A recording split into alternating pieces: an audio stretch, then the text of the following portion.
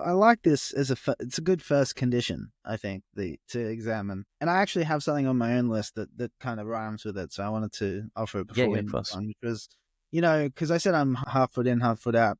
And I am. But the way that I would characterize this condition, the condition that I would impose, I suppose, is, that we expect a theory of everything, or a theory of unified metaphysics to explain the world around us, both in terms of why it is in general, like why is there something rather than nothing? I think that's the chief question that a metaphysics is supposed to give an answer to, but also in terms of how this specific world came to be, So, and that question is in part answered by special science like physics, but there's a part of that question that's answered by metaphysics, in the sense of that the area that's inaccessible to physics is the question of, well, why do the variables have the values that they do?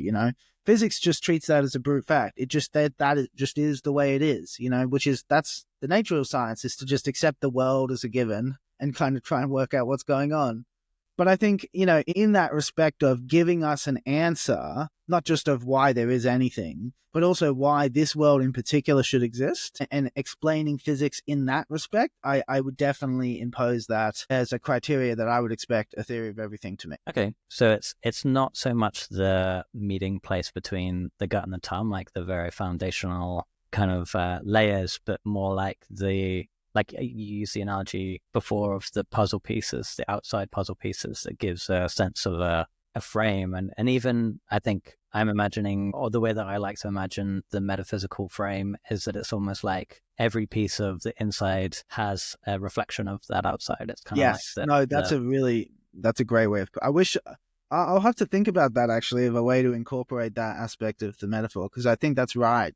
And there's also a sense in which, and I think this is underappreciated, but there's a sense in which, if you do study the outline enough, like I was saying, you get clues about where pieces are supposed to go, which is different to how a normal puzzle works, where you don't get much information at all. But somehow you do get some information. But generally, as I was saying, the method that I prefer is to kind of try and fit them together on their own, and then to compare that to the edge to see, does this picture, like you would with a normal puzzle, does the picture look like it's making sense here? Is this where it goes? You know what I mean?